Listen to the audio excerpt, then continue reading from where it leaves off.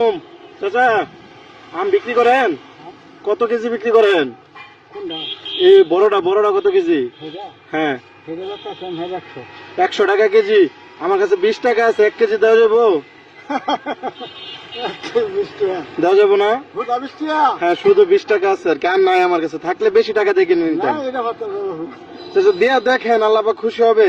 আমি বিপদে পড়ে আসি, দিয়া দেখেন। এটা আমার কিনা দাম হতো না। কিনা কত?